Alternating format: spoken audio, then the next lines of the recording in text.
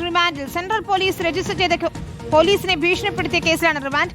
അനീഷിനെ കസ്റ്റഡിയിൽ വാങ്ങാൻ തമിഴ്നാട് പോലീസ് സംഘം കോടതിയിൽ അപേക്ഷ നൽകും. എസ് ശരണാണ് വിശദാംശങ്ങളുമായി ചേരുന്നത്.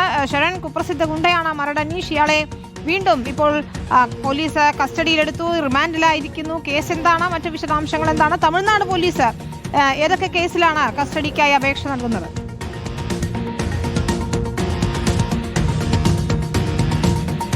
വിനീത, എന്തായാലും ഇന്ന് രാവിലെയാണ് ഇത്തരത്തിലൊരു നീക്കം പോലീസിന്റെ ഭാഗത്തു നിന്നുണ്ടായത്. ഒരു ഹണി ട്രാപ്പ് കേസ് ഉണ്ടായിരുന്നു. അത് മുളവുകാട് പോലീസ് രജിസ്റ്റർ ചെയ്ത കേസാണ്. ആ കേസിൽ പ്രതിയെ പിടികൂടാനായിട്ട് ഒരു വീട്ടിലേക്ക് എത്തിയപ്പോഴാണ് അവിടെ മരട് അനീഷ് ഉണ്ടായിരുന്നത്. അങ്ങനെ മുളവുകാട് പോലീസ് മരട് അനീഷിനെ കസ്റ്റഡിയിലെടുക്കുകയും സെൻട്രൽ പോലീസിന് കൈമാറുകയായിരുന്നു. അതിന് കാരണം നേരത്തെ സെൻട്രൽ പോലീസിന്റെ കസ്റ്റഡിയിലിരിക്കെ മരട് അനീഷ് പോലീസുകാരെ ഭീഷണിപ്പെടുത്തിയതിന് മറ്റൊരു കേസ് കൂടി രജിസ്റ്റർ ചെയ്തിരുന്നതാണ്.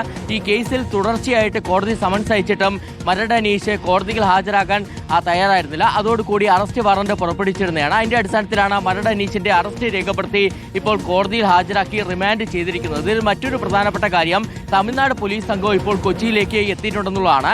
5 മാസങ്ങൾക്ക് മുൻപ് ചാവടി എന്ന സ്ഥലത്ത് വെച്ച് ഒരു കവർച്ച നടന്നിരുന്നു. അതായത് ഒരു വാഹനത്തിൽ സ്വർണം കൊണ്ടുവരുന്നു. ആ സംഘത്തെ ആക്രമിച്ച് മറ്റൊരു സംഘം സ്വർണം കവർന്നിരുന്നു. അങ്ങനെ ആ സ്വർണം കവർന്ന സംഘത്തെ നിയന്ത്രിച്ചത് മരട് അനീഷ് ആണെന്നുള്ള കണ്ടെത്തലിലേക്കാണ് തമിഴ്നാട് പോലീസ് എത്തിയിരുന്നത്. അതിന്റെ അടിസ്ഥാനത്തിലാണ് മരട് അനീഷിനെ പ്രതിയെടുത്തിരുന്നത്. പല തവണ തമിഴ്നാട് പോലീസ് സംഘം കേരളത്തിലേക്ക് മരട് അനീഷിനെ തേടി എത്തുന്ന ഒരു സാഹചര്യം ഉണ്ടായിരുന്നു. പക്ഷേ മരട് അനീഷിനെ കണ്ടെത്താൻ കഴിഞ്ഞിരുന്നില്ല. ഇന്ന് കേരള പോലീസിന്റെ കസ്റ്റഡിയിലായ വിവരം തമിഴ്നാട് പോലീസിന് കൈമാറുക. അതിന്റെ അടിസ്ഥാനത്തിലാണ് ചാവടി പോലീസ് സംഘം കൊച്ചിയിലേക്ക് എത്തിയിരിക്കുന്നത്. ഇപ്പോൾ Maradu Aneesh central police register ചെയ്ത കേസിൽ റിമാൻഡിലാണ്. അതുകൊണ്ട് തന്നെ സ്വാഭാവികമായിട്ടും തമിഴ്നാട് പോലീസ് സംഘത്തെ സംബന്ധിച്ച് ഒരു അപേക്ഷ, കസ്റ്റഡിയിൽ വാങ്ങാനുള്ള അപേക്ഷ കോടതിയിൽ സമർപ്പിക്കേണ്ടതുണ്ട്. അങ്ങനെ വൈകാതെ തന്നെ അവർ കോടതിയിൽ അപേക്ഷ സമർപ്പിക്കുമെന്നുള്ളതാണ് നമുക്ക് മനസ്സിലാക്കാൻ കഴിഞ്ഞിരിക്കുന്നത്.